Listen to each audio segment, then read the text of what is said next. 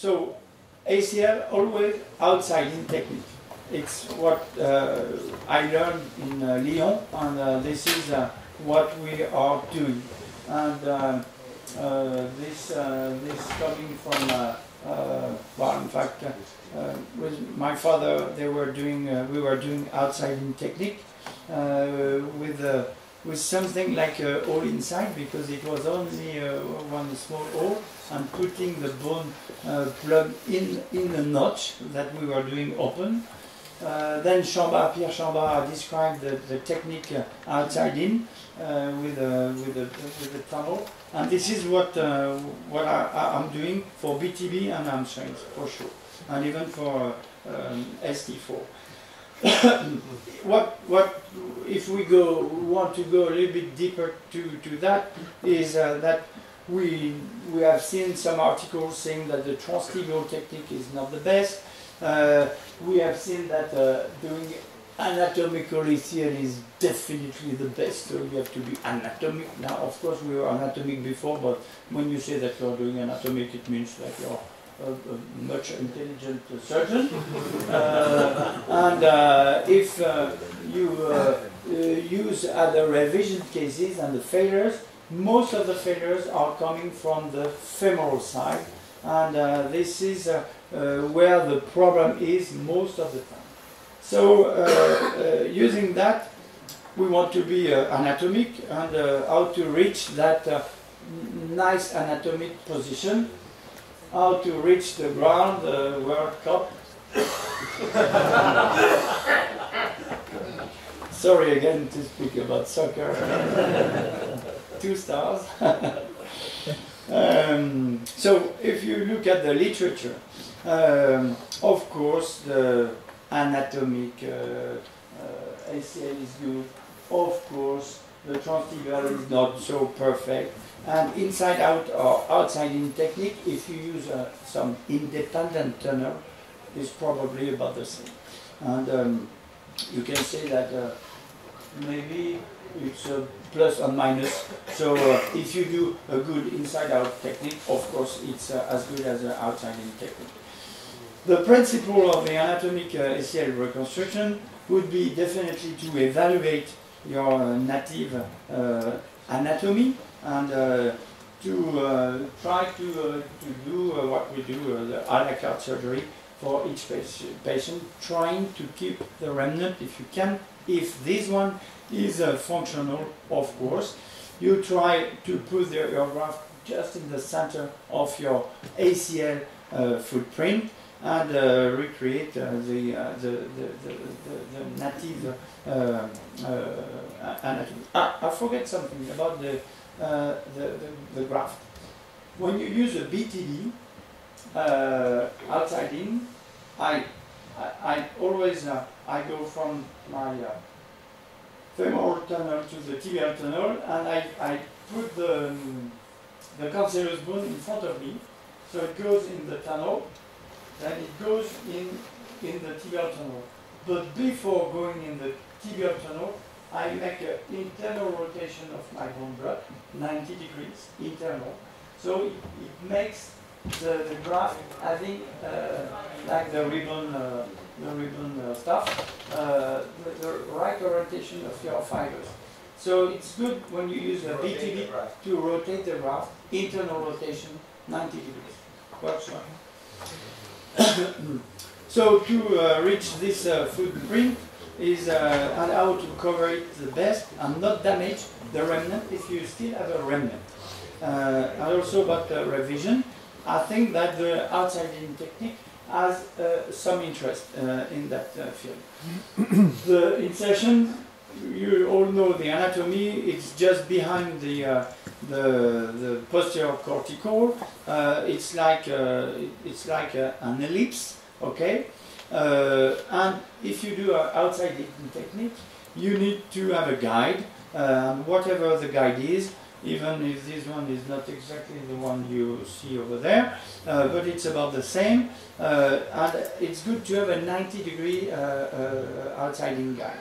It's good to have an offset, because with your hook, you will be able to position exactly anterior or posterior your femoral tunnel. And then the orientation of your tunnel is very important, because on that plane you will put it 45 degrees and proximal distal 30 degrees. Why doing that? It's because when you will go in the joint, it will not be one hole, one circle, it will be an ellipse. So you enlarge a little bit the footprint. So the thing that you will end up would be something ellipsoidal, which is good, and it's anatomic. I don't know if it's very, very important, but if you go in the cadaver lab, definitely you will be better. So the first step when you do that, it's to locate the femoral incision, evaluate the remnant you have, of course, and then expose, palpate what you still have. You see a little bit of maybe PL, not really fantastic, but you can keep that also only as a landmark, and that's good. Then I think it's good to use this gouge, this instrument, where you just clean the synovium. You don't use the shaver at that time, and you expose the bone with this gouge. It's very precise. You go posterior. You need to feel that you go in the popliteal area. The shaver is here just to clean and to expose the bone and the fibers of your ACL, and that's it. Just do that, no more, and this would be fine. And then you position your guide, and to position your guide, you have first to position it in the joint. While it's in the joint, then you look outside the joint, because the two things are important. And so we start first with hooking the posterior part of your notch. You try to see the white fibers of your ACL over there, and then you go a little bit anterior or posterior depending, and I want to see the elbow of my guide to know that my pin will be right in the center of my ACL. And then you look outside, because it's very important to know where you will start to drill, not to drill of course in your LCL. It never happens, but you have to look at that, and it's important to be not too posterior to anterior, right at the 45 degrees angle is really good. The fourth step would be to put your pin, so you would do it very precisely, and then when you have put your pin, you start by drilling 6 millimeter tunnel. So it's good because it's a pre-drilling, in fact. So you will not have too much fractures with going directly with a 10 millimeter drill. And when you have drilled 6, you will pass again your key wire. With a cocker, you can change a little bit and adapt the position of your key wire. And it's very useful for the femoral side, but it's even more useful for the tibial side. And I love doing that, if we do a tunnel technique, of course.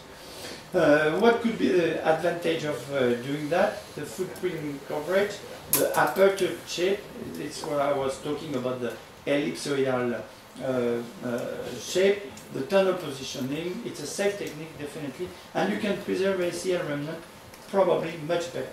So we have many articles about that, saying and showing that the outside in technique is fulfill all the criteria that we are talking about. The inside out with independent portals and independent tunnels is good too. What is a little bit better when you use the outside in would be the coverage of your footprint, because of this ellipsoidal things.